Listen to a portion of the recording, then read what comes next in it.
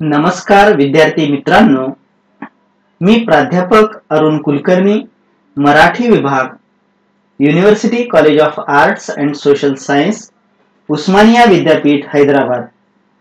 SET NET Marathi परीक्षा देत असलेल्या विद्यार्थ्यांचे सर्वप्रथम मी मनपूर्वक स्वागत करतो.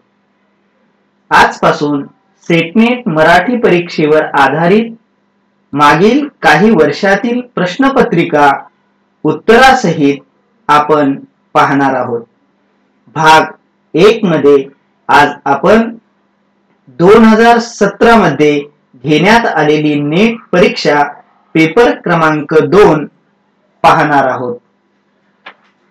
तेव्हा या परीक्षेतील जो पहिला प्रश्न आहे, हा प्रश्न भाषेची द्विस्तरीय रचना, निर्मितीशीलता, यादृच्छिकता, विनिमय पद्धती, विशिष्टता, स्थल कालातीतता व सांस्कृतिक संक्रमण ही भाषेची 7 लक्षणे कोणी सांगितली?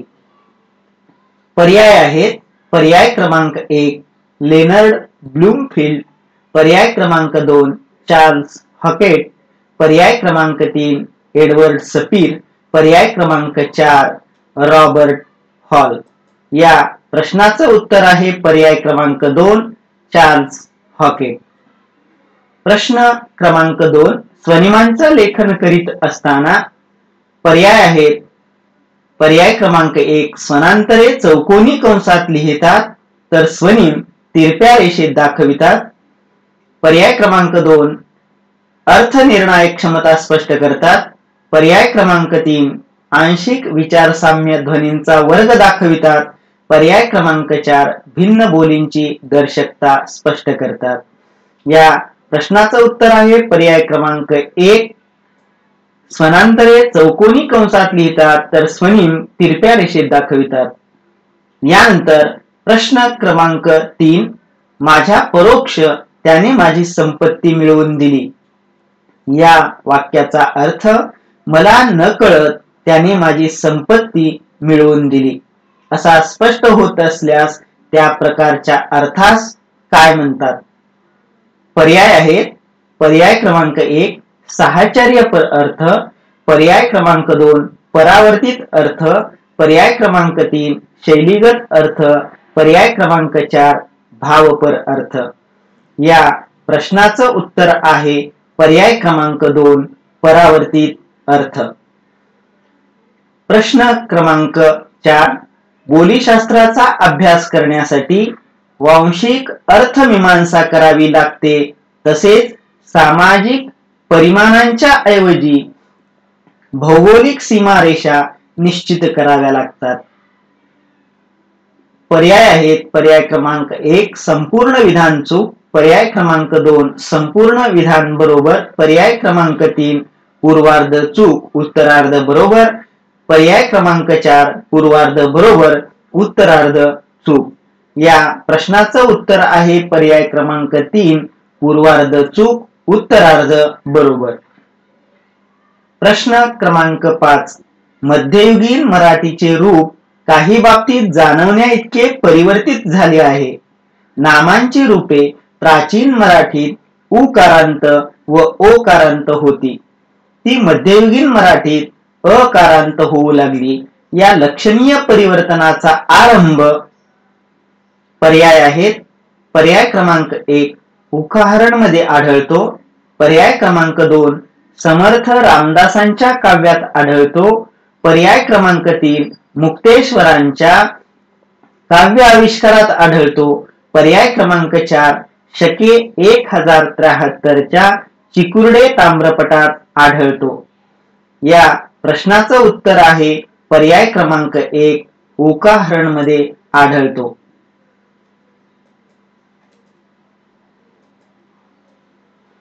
यानंतर प्रश्न क्रमांक 6 अक्षीचा शिलालेख हा पहिल्या नव्हे तर दुसऱ्या केशीदेव शिलाहाराचा असून त्याचा काळ शके 1131 आहे, हे मत कोणाचे? पर्याय आहेत. पर्याय क्रमांक 1 वा वी मिराशी, पर्याय क्रमांक 2 वी का राजवाडे, पर्याय क्रमांक 3 विठ्ठल बाबू प्रभुदेसाई, पर्याय क्रमांक 4 चिंग कर्वे। या प्रश्नाचं उत्तर आहे पर्याय क्रमांक 1 वा.वी. मिराशी। यानंतर प्रश्न क्रमांक 7, पुढीलपैकी कोणता शब्द लेखन विषयक नियमानुसार लिहिला आहे? यामध्ये पर्याय क्रमांक 2 हे उत्तर असलेलं आपल्याला दिसतं। यानंतर प्रश्न क्रमांक 8, इतिहासाचार्य वी. का. राजवाडे यांनी इसवी सन 1628, 1677 व 1727 या 3 वर्षातील नमुना कागदपत्रांची पाहणी करून तत्कालीन भाषेतील मराठी शब्दाचे प्रमाण पुढील प्रमाणे दाखवून दिले। त्या प्रमाणात फारसी शब्दांचे प्रमाण कळते। पर्याय आहे पर्याय क्रमांक 1 14%, 62%, 98%, पर्याय क्रमांक 2 28%, 26%, 89%, पर्याय क्रमांक 3 42%, 62%, 98% आणि पर्याय क्रमांक 4 14%, 25% व 75%। आणि या प्रश्नाचं उत्तर आहे पर्याय क्रमांक 1 14%, 62% व 98%। यानंतर प्रश्न क्रमांक 9, इमारत, जिन्नस, देखील, जवाहीर ही रूपे मराठीत आली ती कोणत्या भाषेमुळे?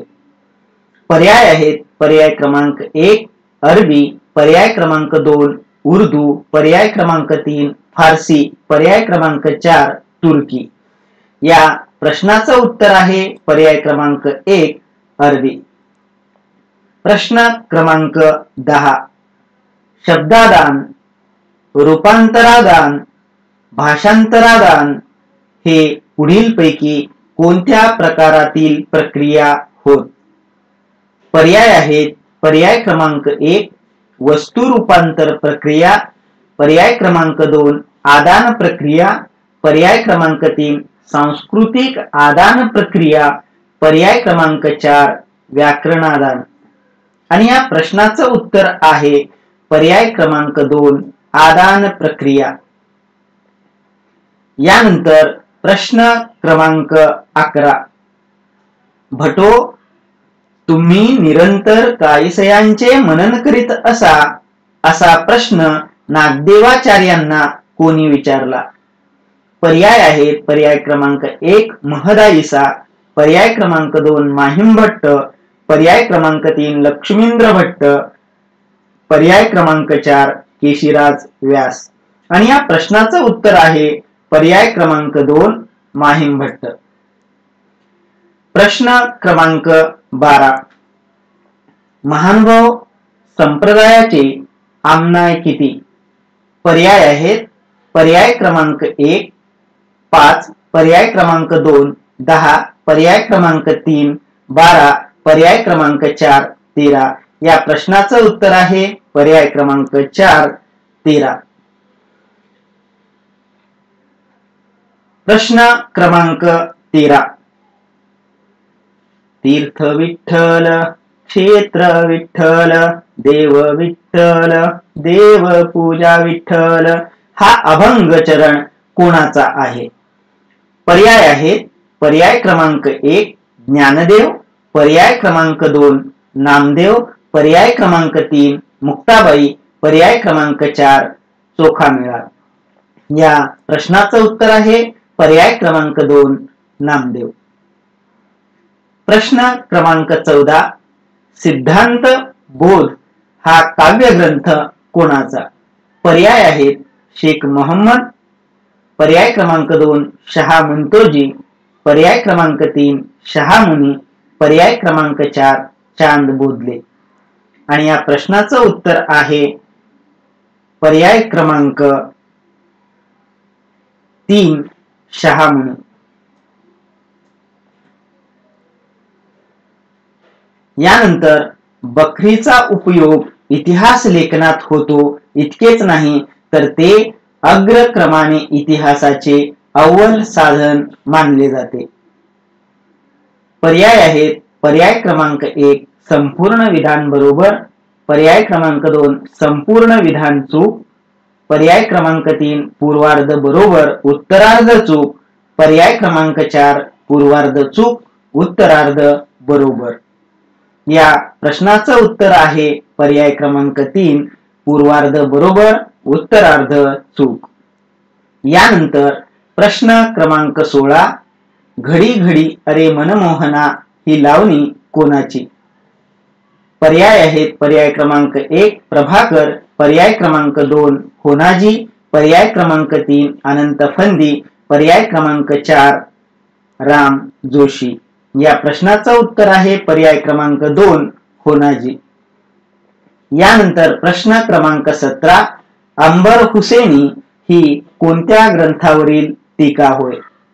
पर्याय आहेत पर्याय क्रमांक 1 अमृतानुभव, पर्याय क्रमांक 2 चतुश्लोकी भागवत, पर्याय क्रमांक 3 गीता, पर्याय क्रमांक 4 आर्या भारत. या प्रश्नाचं उत्तर आहे पर्याय क्रमांक 3 गीता. प्रश्न क्रमांक 18 स्तोत्र आणि स्तोत्रकार यांच्या जोड्या जुळवा. या ठिकाणी 4 स्तोत्र दिलेली आहेत आणि 5 त्यांची रचनाकारांची नावं दिलेली आहेत. यांच्या योग्य जोड्या आपल्याला या ठिकाणी निवडायच्या आहेत. तेव्हा यामध्ये मूर्तिवर्णन स्तोत्र, गद्यराज स्तोत्र, मार्गमंजिरी स्तोत्र आणि संकटहरण स्तोत्र अशी 4 स्तोत्र असलेली आपल्याला दिसतात. त्यापैकी मूर्तिवर्णन स्तोत्र याचं लेखन कवीश्वराचार्य, गद्यराज स्तोत्र याचं लेखन हे हैग्रीवाचार्य, याबरोबरच मार्ग मंजिरी स्तोत्र यांचं लेखन पंडित भीष्माचार्य आणि संकटहरण स्तोत्र याचं लेखन हे पंडित दामोदर मुनी यांनी केलेलं दिसतं. म्हणून या ठिकाणी पर्याय क्रमांक 1 हे या प्रश्नाचं उत्तर असलेलं आपल्याला दिसतं. यानंतर प्रश्न क्रमांक 19 ऐतिह्य प्रतिभेचा कवी म्हणून मुक्तेश्वरांचा गौरव कोणी केला? पर्याय आहेत पर्याय क्रमांक 1 कृष्णशास्त्री चिपळूणकर, पर्याय क्रमांक 2 वि. ल. भावे, पर्याय क्रमांक 3 वि. का. राजवाडे, पर्याय क्रमांक 4 बा. अ. भिडे. या प्रश्नाचं उत्तर आहे पर्याय क्रमांक 3 वि. का. राजवाडे. यानंतर प्रश्न क्रमांक 20 शतजन्म शोधताना या नाट्यपदाचा कर्ता कोण? पर्याय आहेत पर्याय क्रमांक 1 शंकर बाळाजी शास्त्री, पर्याय क्रमांक 2 विनायक दामोदर सावरकर, पर्याय क्रमांक 3 गोविंद बल्लाळ देवल, पर्याय क्रमांक 4 कृष्णाजी प्रभाकर खाडीलकर. या प्रश्नाचं उत्तर आहे पर्याय क्रमांक 1 शंकर बाळाजी शास्त्री. यानंतर प्रश्न क्रमांक 21 अवध्य नाटकाचा लेखक कोण? पर्याय आहेत पर्याय क्रमांक 1 जयवंत दळवी, पर्याय क्रमांक 2 बाळ कोलटकर, पर्याय क्रमांक 3 चित्र्यंग खानोलकर, पर्याय क्रमांक 4 विजय तेंडुलकर. या प्रश्नाचं उत्तर आहे पर्याय क्रमांक 3 चित्र्यंग खानोलकर. यानंतर प्रश्न क्रमांक 22 पु. ल. देशपांडे यांनी आपल्या कोणत्या नाटकाच्या पुस्तकात इंग्रजी आशावादी कवी रॉबर्ट ब्राउनिंग यांचा संदर्भ घेतला? पर्याय आहेत पर्याय क्रमांक 1 तुझ आहे तुझ पाशी, पर्याय क्रमांक 2 सुंदर मी होणार, पर्याय क्रमांक 3 3 पैशांचा पाऊस, 3 पैशांचा तमाशा आणि पर्याय क्रमांक 4 ती फुलराणी. या प्रश्नाचं उत्तर आहे पर्याय क्रमांक 2 सुंदर मी होणार. यानंतर प्रश्न क्रमांक 23 आद्य लघु कथाकार म्हणून कोण प्रसिद्धीस आले? पर्याय आहेत पर्याय क्रमांक 1 वामन चोरघडे, पर्याय क्रमांक 2 आनंद यादव, पर्याय क्रमांक 3 कॅप्टन गो गम लिमये, पर्याय क्रमांक 4 जी.ए. कुलकर्णी। या प्रश्नाचं उत्तर आहे पर्याय क्रमांक 1 वामन चोरघडे। यानंतर प्रश्न क्रमांक 24 मातृविषयक कविता व कवी यांच्या जोड्या लावा। या ठिकाणी 4 आई विषयीच्या कविता आणि त्यांनी लेखन केलेले कवी हे आपल्या समोर ठेवलेले आहेत। त्यातील योग्य कविता ही कोणत्या कवीची आहे याची निवड आपल्याला करायची आहे। तेव्हा प्रेमा स्वरूप आई ही कविता माधव जुलियन यांची असलेली आपल्याला दिसते। आई मनोनी कोणी ही कविता यशवंत यांची असलेली आपल्याला दिसते। ती आई होती मनोनी ही ग्रेस यांची कविता आहे। तर कुठे लोपली माय माझी ही ना घ देशपांडे यांची कविता असलेली आपल्याला दिसते। तेव्हा या ठिकाणी पर्याय क्रमांक 3 हे उत्तर बरोबर असलेलं आपल्याला दिसतं। प्रश्न क्रमांक 25 पुढील पैकी कोण विज्ञान नाटककार आहेत? पर्याय आहेत पर्याय क्रमांक 1 जयंत नारळीकर, पर्याय क्रमांक 2 सुबोध जावडेकर, पर्याय क्रमांक 3 ज.रा. फणसळकर, पर्याय क्रमांक 4 निरंजन घाटे। या प्रश्नाचं उत्तर आहे पर्याय क्रमांक 3 ज.रा. फणसळकर। यानंतर प्रश्न क्रमांक 26 आणि या बाल नाटकाचे लेखक कोण? पर्याय आहेत पर्याय क्रमांक 1 भालबा केळकर, पर्याय क्रमांक 2 दिनकर देशपांडे, पर्याय क्रमांक 3 युधिष्ठिर जोशी, पर्याय क्रमांक 4 विजय तेंडुलकर। या प्रश्नाचं उत्तर आहे पर्याय क्रमांक 2 दिनकर देशपांडे। प्रश्न क्रमांक 27 समीक्षक व समीक्षा ग्रंथ यांच्या जोड्या लावा। या ठिकाणी 4 समीक्षक आणि 5 समीक्षक ग्रंथ आपल्या समोर ठेवलेली आहेत। तेव्हा या 4 समीक्षकांचे योग्य असे समीक्षा ग्रंथ याची निवड ही आपल्याला या ठिकाणी करायची आहे। तेव्हा या ठिकाणी द. भी. कुलकर्णी, म. वा. धोंड, राभा पाटणकर आणि धो. वी. देशपांडे असे 4 समीक्षक आहेत। त्यांची समीक्षा ग्रंथ कोणती याची निवड ही आपल्याला या ठिकाणी करायची आहे। तेव्हा या ठिकाणी द. भी. कुलकर्णी यांचा जो महत्वाचा समीक्षा ग्रंथ आहे तो समीक्षा ग्रंथ म्हणजे पार्थिवतेचे उदयास्त। म. वा. धोंड यांचा ग्रंथ जो आहे तो म्हणजे तरीही येतो वास फुलांना। राभा पाटणकर यांचा समीक्षा ग्रंथ मुक्तिबोधांचे साहित्य आणि धो. वी. देशपांडे यांचा समीक्षात्मक ग्रंथ म्हणजे जी. यांची कथा एक अन्वयार्थ हे समीक्षा ग्रंथ असलेले आपल्याला दिसतात। म्हणून या ठिकाणी पर्याय क्रमांक 4 हे या प्रश्नाचं उत्तर असलेलं आपल्याला दिसतं। यानंतर प्रश्न क्रमांक 28 वळीव ही गाजलेली ग्रामीण कथा कोणी लिहिली? पर्याय आहेत व्यंकटेश माडगुळकर, पर्याय क्रमांक 2 शंकर पाटील, पर्याय क्रमांक 3 द. मा. मिरासदार, पर्याय क्रमांक 4 आनंद यादव। या प्रश्नाचं उत्तर आहे पर्याय क्रमांक 2 शंकर पाटील। यानंतर प्रश्न क्रमांक 29 कादंबरी व कादंबरीकार यांच्या जोड्या जुळवा।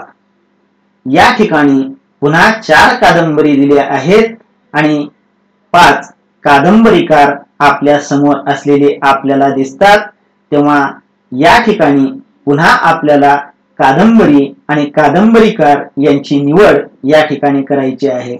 तेव्हा नवा संसार, प्रतिज्ञा, सुकलेले फूल, हिरवा चाफा अशा 4 कादंबऱ्या असलेल्या आपल्याला दिसतात.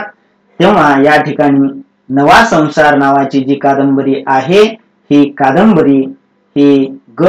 त्र्यं माडखोलकर यांची असलेली आपल्याला दिसते. यानंतर प्रतिज्ञा ही कादंबरी ना. सी. फडके यांची असलेली आपल्याला दिसते. सुकलेले फूल हे पु. य. देशपांडे यांची कादंबरी आणि हिरवा चाफा ही वि. स. खांडेकर यांची असलेली कादंबरी आपल्याला दिसते. यावरून या प्रश्नाचं उत्तर पर्याय क्रमांक 4 हे असलेलं आपल्याला निश्चित करता येतं. यानंतर प्रश्न क्रमांक 30. अखेर अधिकार या मूळ बंगाली भाषेतील पण मराठीत अनुवादित झालेल्या कादंबरीचे अनुवादक कोण? पर्याय आहेत. पर्याय क्रमांक 1 मृणालिनी केळकर, पर्याय क्रमांक 2 सरोजिनी कमतनूरकर, पर्याय क्रमांक 3 इंदुमती शेवडे, पर्याय क्रमांक 4 प्रभा श्रीनिवास. आणि या प्रश्नाचं उत्तर आहे पर्याय क्रमांक 4 प्रभा श्रीनिवास. प्रश्न क्रमांक 31. संस्कृत भाषेतील सिंहासन बत्तीशी मराठीत कोणी अनुवादित केली? पर्याय आहेत. पर्याय क्रमांक 1 श्रीपाद जोशी, पर्याय क्रमांक 2 का. अ. जोशी, पर्याय क्रमांक 3 स. आ. जोगळेकर, पर्याय क्रमांक 4 गण. ना. जोगळेकर. आणि या प्रश्नाचं उत्तर आहे पर्याय क्रमांक 3 स. आ. जोगळेकर. यानंतर प्रश्न क्रमांक 32. पुढील पैकी अमृता प्रीतम यांच्या कोणत्या कादंबरीचा मराठी अनुवाद हेमा जावडेकर यांनी केला आहे? पर्याय आहेत. पर्याय क्रमांक 1 बंद दरवाजा, पर्याय क्रमांक 2 ना राधा ना रुक्मिणी, पर्याय क्रमांक 3 कोरे कागद, पर्याय क्रमांक 4 13वा सूर्य. या प्रश्नाचं उत्तर आहे पर्याय क्रमांक 2 ना राधा ना रुक्मिणी.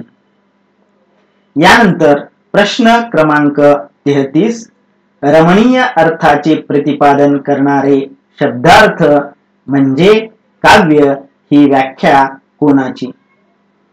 पर्याय आहेत. पर्याय क्रमांक 1 भामह, पर्याय क्रमांक 2 दंडी, पर्याय क्रमांक 3 कुंतक, पर्याय क्रमांक 4 जगन्नाथ. तेव्हा या प्रश्नाचं उत्तर आहे पर्याय क्रमांक 4 जगन्नाथ. जगन्नाथ याने रमणीयार्थ प्रतिपादक हा शब्द हा काव्यम अशी काव्याची व्याख्या केलेली आपल्याला दिसते. यानंतर प्रश्न क्रमांक 34. उत्पन्न झालेल्या चित्तवृत्तीचे नाटक पाहताना जाणवणारे परिणाम म्हणजे? पर्याय आहेत. पर्याय क्रमांक 1 विभाव, पर्याय क्रमांक 2 व्यभिचारी भाव, पर्याय क्रमांक 3 अनुभाव, पर्याय क्रमांक 4 स्थायी भाव. या प्रश्नाचं उत्तर आहे पर्याय क्रमांक 3 अनुभाव. यानंतर प्रश्न क्रमांक 35. भारतीय साहित्यशास्त्रकार आणि त्यांचा कालखंड यांच्या जोड्या जुळवा. या ठिकाणी आपल्या समोर 4 भारतीय साहित्यशास्त्रकार आणि त्यांचा कालखंड हा 5 विभागामध्ये विभागलेला आहे. तेव्हा आपल्याला त्यांचा योग्य असा कालखंडाची निवड ही करायची आहे. तेव्हा वामन या भारतीय साहित्यशास्त्रकाराचा कालखंड हा 8व्या शतकाचा उत्तरार्धात असलेला आपल्याला दिसतो. दंडी यांचा कालखंड हा 7व्या शतकाचा प्रारंभात असलेला आपल्याला दिसतो. कुंतक 11व्या शतकाच्या पूर्वार्ध आणि आनंदवर्धन 9व्या शतकाचा प्रारंभ, म्हणून या ठिकाणी पर्याय क्रमांक 2 हे उत्तर असलेलं आपल्याला दिसतं.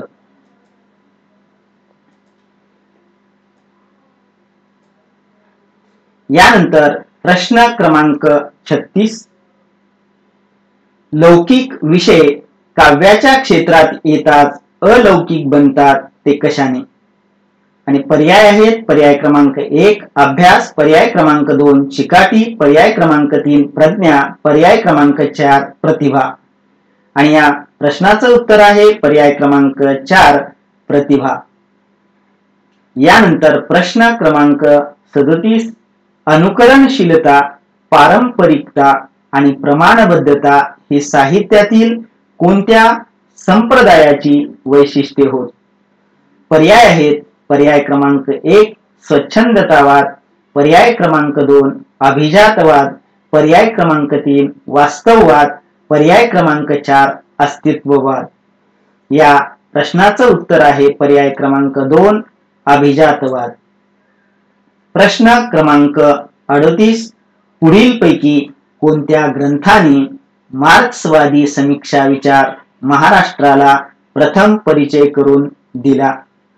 पर्याय आहेत पर्याय क्रमांक 1 साहित्य आणि समाज जीवन, पर्याय क्रमांक 2 महाराष्ट्रीय संत मंडळाचे ऐतिहासिक कार्य, पर्याय क्रमांक 3 नवी मूल्य आणि पर्याय क्रमांक 4 संत वाङ्मयाची सामाजिक फलश्रुती.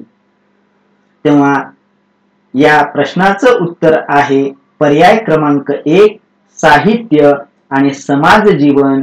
यामध्ये मार्क्सवादी समीक्षा विचार हा मांडण्यात आलेला आपल्याला दिसतो. प्रश्न क्रमांक 39 मर्ढेकर हे मराठीतील महत्वाचे कलावारी समीक्षक असले तरी ललित लेखक म्हणून मर्ढेकर हे जीवनवादीच ठरतात. पर्याय आहे पर्याय क्रमांक 1 संपूर्ण विधान बरोबर, पर्याय क्रमांक 2 संपूर्ण विधान चूक, पर्याय क्रमांक 3 पूर्वार्ध बरोबर, उत्तरार्ध चूक, पर्याय क्रमांक 4 पूर्वार्ध चूक, उत्तरार्ध बरोबर. आणि या प्रश्नाचं उत्तर आहे पर्याय क्रमांक 1 संपूर्ण विधान हे बरोबर आहे. यानंतर प्रश्न क्रमांक 40 समधाततेचा सिद्धांत कोणी मांडला? पर्याय आहेत पर्याय क्रमांक 1 मॅथ्यू आर्नॉल्ड, पर्याय क्रमांक 2 टी.एस. एलियट, पर्याय क्रमांक 3 आय. रिचर्ड्स, पर्याय क्रमांक 4 मार्टिन हायडेगर. आणि या प्रश्नाचं उत्तर आहे पर्याय क्रमांक 3 आय. रिचर्ड्स. प्रश्न क्रमांक 41 प्लेटोने कोणत्या ग्रंथात कवी व काव्य विषयक भूमिका मांडली आहे? पर्याय आहेत पर्याय क्रमांक 1 सिम्पोजियम, पर्याय क्रमांक 2 रिपब्लिक, पर्याय क्रमांक 3 फेड्रस, पर्याय क्रमांक 4 अपॉलॉजी. आणि या प्रश्नाचं उत्तर आहे पर्याय क्रमांक 2 रिपब्लिक. यानंतर प्रश्न क्रमांक 42 पासंग हा समीक्षा ग्रंथ कोणाचा? पर्याय आहेत पर्याय क्रमांक 1 द. ग. गोडसे, पर्याय क्रमांक 2 माधव आचवल, पर्याय क्रमांक 3 कुसुमावती देशपांडे, पर्याय क्रमांक 4 पु.शी. रेगे. या प्रश्नाचं उत्तर आहे पर्याय क्रमांक 3 कुसुमावती देशपांडे.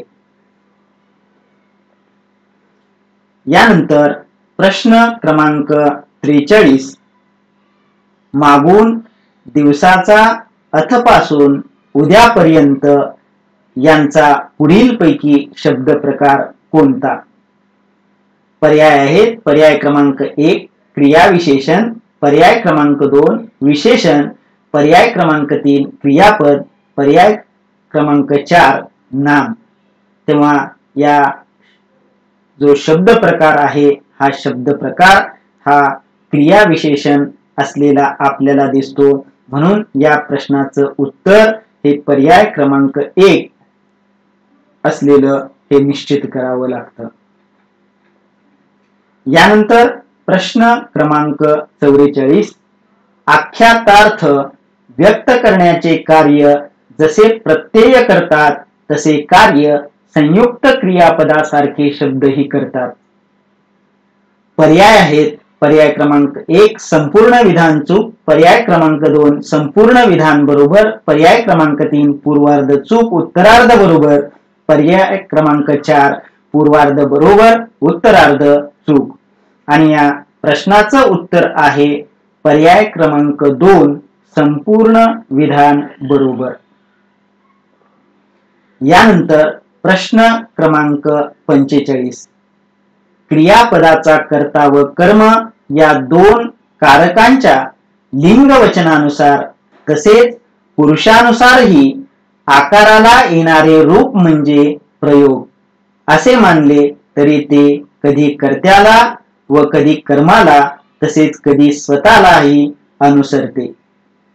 पर्याय आहेत पर्याय क्रमांक 1 संपूर्ण विधान चूक, पर्याय क्रमांक 2 संपूर्ण विधान बरोबर, पर्याय क्रमांक 3 पूर्वार्ध चूक उत्तरार्ध बरोबर आणि पर्याय क्रमांक 4 पूर्वार्ध बरोबर उत्तरार्ध चूक. या प्रश्नाचं उत्तर आहे पर्याय क्रमांक 2 संपूर्ण विधान बरोबर.